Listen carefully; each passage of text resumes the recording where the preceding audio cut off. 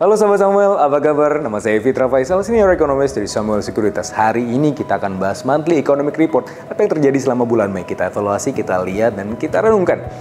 Ada pengumuman pertumbuhan ekonomi di kuartal 1 tahun 2024, 5,11%. Ini suatu hal yang sebenarnya cukup menjanjikan sebagaimana yang pernah kita bahas sebelumnya. Bahwa 5,11% ini di atas konsensus pertumbuhan ekonominya. Ini lebih banyak dipicu oleh momentum lebaran. Di lebaran kan ada apa? Ada THR, ada mudik. Nah ini yang kemudian memacu konsumsi di masa lebaran. Tetapi masalahnya setelah lebaran ini efeknya mulai lebih memudar ya kalau kita lihat. Bagaimana kita juga lihat sebenarnya dari sisi Consumer Confidence Index kemarin juga diumumkan itu melejit 127,7, itu lebih tinggi bahkan di atas bulan Februari dan juga bulan Maret, sekali lagi karena lebaran efek. Jadi semuanya ini terjadi ada momentum lebaran, suatu hal yang positif.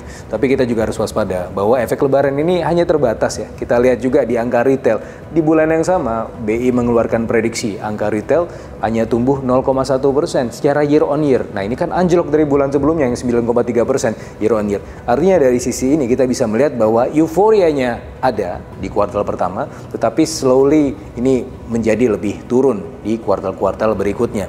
Kita juga melihat ada beberapa tanda-tanda lain ya, salah satunya adalah dari sisi pengangguran. Ya, pengangguran ini juga diumumkan kemarin di awal tahun ini memang turun 4,8%. Tapi kita juga harus lihat bahwa penurunan angka pengangguran ini tidak terefleksi di angka Consumer Confidence Index di beberapa bulan awal. Karena mereka masih melihat bahwa oke, sekarang pengangguran memang turun, tetapi yang menjadi top of mind dari masyarakat Indonesia terutama middle class masih jobs and prices. Nah dari sisi itu kita melihat bahwa ya oke, kita masih we are doing fine, tenang saja. Tetapi di sisi yang lain harus tetap waspada karena ada tanda-tanda gejolak ke depan yang juga berasal dari salah satunya adalah gejolak eksternal. Sebagaimana yang kita nantikan ini bagaimana pengumuman The Fed nanti di bulan Juni, ya artinya di bulan ini itu akan stay atau turun ya. Mayoritas melihat bahwa ya sepertinya The Fed akan terus memaksa suku bunganya di level yang tinggi dan bahkan kita melihat bahwa suku bunga The Fed ini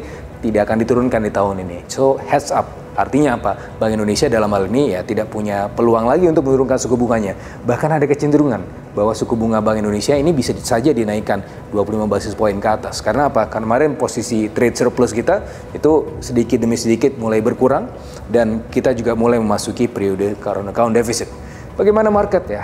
Akhir bulan itu kita melihat bahwa rupiah dalam tekanan, tapi tenang saja bahwa dolar indeks semakin ke sini semakin turun kekuatannya. Karena apa? Karena bulan lalu ya itu diumumkan bahwa personal consumption expenditure yaitu sebagai tanda inflasi dari sisi konsumsi di Amerika Serikat itu setidak-tidaknya sama dengan konsensus. Artinya dari sisi ini tekanan ekonomi Amerika Serikat itu ya sedikit banyak sudah bisa diduga lah. Oleh karenanya ini juga menimbulkan semacam ada faktor euforia sesaat ya dari sisi global dan tekanan terhadap mata uang regional dan juga global itu tidak akan sebesar sebelumnya. Nah, maka berita baik untuk rupiah.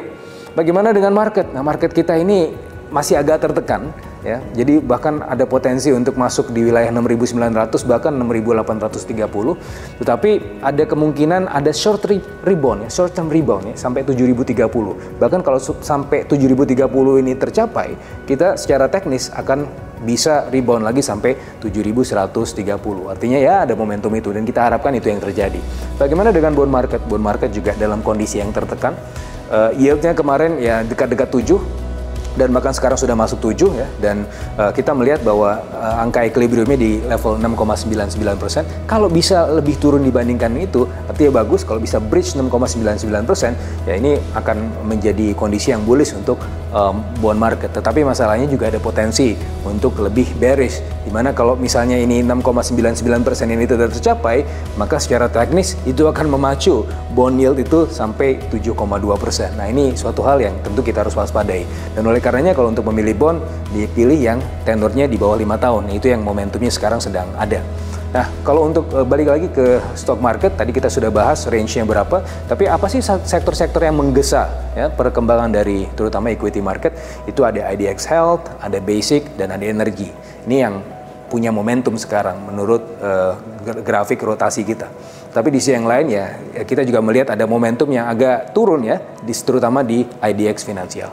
Itu saja dari kami, mudah-mudahan bermanfaat buat Anda dan selalu mempercayakan portofolio investasi Anda, baik itu dari sisi bond maupun equity, kepada Samuel Sekuritas. Sampai ketemu di insight berikutnya. Salam.